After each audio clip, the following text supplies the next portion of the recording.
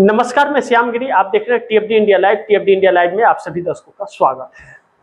नीतीश कुमार बिहार में 24 घंटे के अंदर एक बड़ा फैसला लेने जा रहे हैं। वह फैसला क्या होगा यह पता चल जाएगा आप दर्शकों को। बड़ी बैठक बुला ली है नीतीश कुमार ने बिहार के पटना में। बिहार पटना से नीतीश कुमार फैसला करने जा रहे हैं कि भारतीय जनता पार्टी के साथ रहना है या नहीं रहना है। भारतीय जनता पार्टी के होश उड़े हुए। कई दिनों से मैं अपने कार्यक्रम में आप दर्शकों को मैं बता रहा था कि सम्राट चौधरी को लेकर के जेडीयू के अंदर विरोध है और 70 विधायक सम्राट चौधरी को मुख्यमंत्री नहीं मानते। ऐसे में जेडीयू को मुख्यमंत्री हो या जेडीयू के कार्यकर्ता और जेडीयू के नेताओं की मांग है। भारतीय जनता पार्टी ने छल से नीतीश कुमार को सीएम की कुर्सी से हटाया है और एक षड्यंत्र के तहत जेडीयू को भारतीय जनता पार्टी नंबर 2 की पार्टी बना करके रखना चाहती है। आने वाले वक्त में भारतीय जनता पार्टी जेडीयू को ऊपर नहीं उठने देगी, दबा करके रखेगी। अगर जब तक एनडीए गठबंधन में रहेंगे या जेडीयू के लोगों को यह बात समझ में आ गई है। अब भारतीय जनता पार्टी जैसे तोड़ फोड़ कर रही है अलग अलग पार्टियों को, इन बातों को लेकर के जेडीयू के अंदर चिंता है कि भारतीय जनता पार्टी जेडीयू के ऊपर भी हाथ आजमाएगी। इसलिए जेडीयू में अब फैसला होने जा रहा है। संजय झा ही कार्यकारी अध्यक्ष रहेंगे, वह बदले नहीं जाएंगे। संजय झा इस वक्त अच्छा काम कर रहे हैं और नीतीश कुमार के उम्मीदों पर खड़े उतर रहे हैं। आप दर्शकों ने देखा होगा इंडियन एक्सप्रेस में संजय झा का एक लेख छपा था नीतीश कुमार को लेकर के, इंडिया गठबंधन के प्रति। संजय झा ने लिखा था कि जो आरोप लगाया जाता है कि कांग्रेस के वजह से नीतीश कुमार चले आए थे, कांग्रेस से नीतीश कुमार के रिश्ते बहुत मधुर हैं, बहुत अच्छे रिश्ते हैं। कांग्रेस के वजह से या राहुल गांधी के वजह से नीतीश कुमार इंडिया गठबंधन से नहीं आए थे। नीतीश कुमार इंडिया गठबंधन से ममता बनर्जी और केजरीवाल के वजह से आए थे। आज भी कांग्रेस से अच्छे रिश्ते नीतीश के हैं, यह उस लेख में लिखा गया था। ललन सिंह ने क्या बयान दिया था? ललन सिंह ने बयान दिया था कि भारतीय जनता पार्टी किसी गलतफहमी में न रहे, हमारे समर्थन से बिहार से लेकर के दिल्ली तक सरकार चल रही है। और ललन सिंह का यह बयान बहुत ही एक ऐसा हमला भारतीय जनता पार्टी पर था कि भारतीय जनता पार्टी के रातों की नींद उड़ गई, पटना से दिल्ली तक हिल गई। अब ऐसे में जब 24 घंटे में नीतीश कुमार फैसला लेने जा रहे हैं तो फिर क्या सम्राट चौधरी की कुर्सी संकट में आ गई? सम्राट चौधरी सीएम नहीं रहेंगे अब बिहार के? ऐसा हो सकता है जेडीयू अपना सीएम बनाएगी या जेडीयू क्या करेगी यह वक्त बताएगा। लेकिन सम्राट चौधरी की कुर्सी संकट में आ गई है और सम्राट चौधरी के खिलाफ एक विरोध। लेकिन नरेंद्र मोदी और अमित शाह की जो रणनीति इस वक्त है और जिस तरह से विपक्ष को तोड़ा जा रहा है, एक एक करके टारगेट करके गलत तरीके से तोड़ फोड़ किया जा रहा है और पूरे विपक्ष को समाप्त किया जा रहा है। ऐसे में नीतीश कुमार को यह बात अच्छी नहीं लगी। नीतीश कुमार इससे बहुत खासे नाराज हैं और इस पर बैठक में खास यह मुद्दा उस बैठक में छाया रहेगा जो कार्यकारिणी की बैठक नीतीश कुमार बुला रहे। आप दर्शकों को मैं याद दिला दूं कि इस बैठक में एमएलसी, विधायक, सांसद सभी मौजूद रहेंगे और सबके सहमति से एक बड़ा फैसला होने जा रहा है कि भारतीय जनता पार्टी के साथ रहना है या छोड़ देना है। इसका फैसला कौन लेगा, उसका पूरा पावर उस व्यक्ति को दिया जाएगा। देखना यह है कि ललन सिंह को यह पावर मिलता है, संजय झा को मिलता है या नीतीश कुमार के पास रहता है। इस पर चर्चा होगी।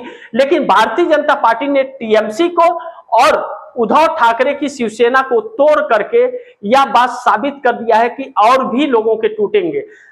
चंद्रबाबू नायडू द्वारा यह बयान देना कि डीलिमिटेशन बिल मानसून सत्र में आएगा और उसके नियम आधार यह होंगे, ऐसा कह करके और जिस तरह से तोड़ा जा रहा है और जिन जिन पार्टियों को तोड़ने की कवायद और बात चर्चा चल रही है, इससे नीतीश कुमार चिंतित है कि यह संविधान के खिलाफ है, लोकतंत्र के खिलाफ है। ऐसे तो सभी क्षेत्रीय पार्टियों को खत्म किया जा रहा है। इस बात की नाराजगी नीतीश कुमार के अंदर काफी हो गई है। इसलिए अब वह यह फैसला भी लेने वाले हैं कि भारतीय जनता पार्टी के साथ रहे या भारतीय जनता पार्टी का साथ छोड़ दे।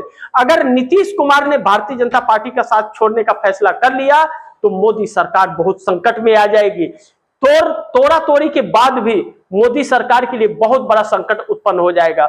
लेकिन नीतीश कुमार अपनी पार्टी को लेकर के कि जिस तरह से भारतीय जनता पार्टी तोड़ रही है और सीएम की कुर्सी पर बैठ गई है बिहार में, जेडीयू को उठने नहीं देगी और जेडीयू का लक्ष्य पूर्ण बहुमत की सरकार बनाना है।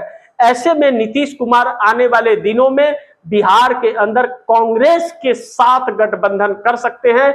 तेजस्वी यादव के साथ भी इस वक्त कांग्रेस की नहीं बन रही है। तेजस्वी यादव ने झारखंड में जिस तरह कांग्रेस को धोखा दिया है, कांग्रेस के प्रत्याशी को पूरा नंबर होने के बाद भी हरवा दिया है। माले सीपीआई ने भी वोट नहीं किया, या 6 वोट, आरजेडी के 4 और सीपीआई के 2 या 6 वोट के वजह से कांग्रेस हारी है। ऐसे में कांग्रेस हेमंत सोरेन के ऊपर अब दबाव बना रही है कि इंडिया गठबंधन की सरकार से इनको बाहर किया जाए, गद्दारों की जरूरत नहीं है, वरना कांग्रेस झारखंड मुक्ति मोर्चा का भी साथ छोड़ देगी। यानी कि कांग्रेस बिहार में अब आरजेडी लालू प्रसाद यादव की पार्टी के साथ कोई समझौता नहीं करेगी और सीपीआई के साथ भी अपना रिश्ता तोड़ेगी।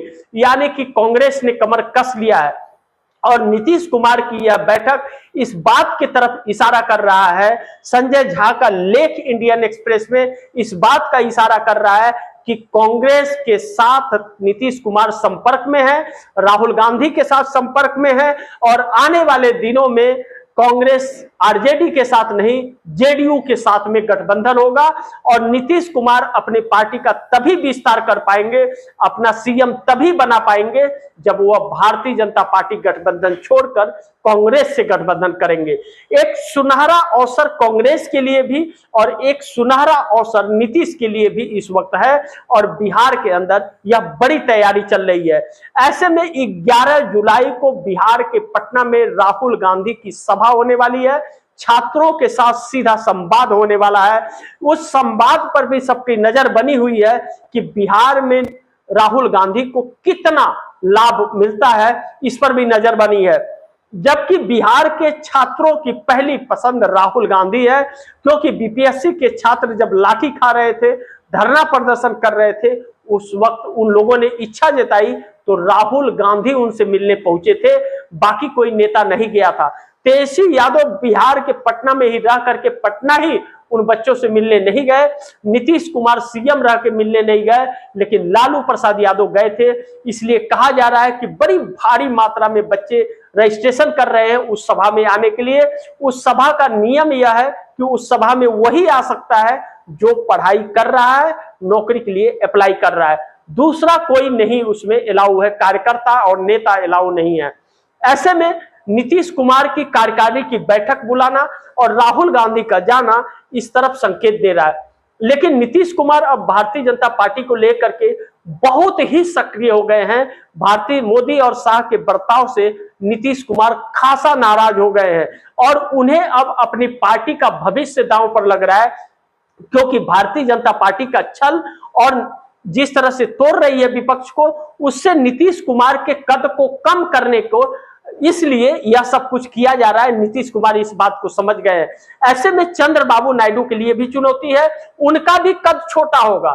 टीएमसी के 20 सांसदों का अगर सदस्यता रद्द नहीं होता है और उसे स्पीकर ओम बिरला मान्यता दे देते हैं तो चंद्रबाबू नायडू का भी कद छोटा हो जाएगा। चंद्रबाबू नायडू आज जो मोदी की तारीफें कर रहे हैं डीलिमिटेशन का, कल को डीलिमिटेशन बिल पास हो गया तो चंद्रबाबू नायडू के नाम पर बगावत हो जाएगा साउथ के अंदर। चंद्रबाबू नायडू के ही नेता उनको कहते हुए नजर आ रहे हैं। इस बात की चर्चा बड़ी तेज हो गई है। 24 घंटे के अंदर नीतीश कुमार का अहम फैसला आने वाला है, उस फैसले पर नजर बनी रहेगी। बाकी आप दर्शकों की क्या राय है, क्या सुझाव है, कमेंट बॉक्स में जरूर दीजिएगा। इस खबर को ज्यादा से ज्यादा शेयर कीजिएगा, अपने दोस्तों को भी कहिएगा आगे शेयर करें और आपने टीएफडी इंडिया लाइव को सब्सक्राइब नहीं किया सब्सक्राइब कर लीजिए, अपने दोस्तों को भी कहिएगा टीएफडी इंडिया लाइव को सब्सक्राइब करें। मिलते हैं अगली खबर के साथ, तब तक के लिए नमस्कार।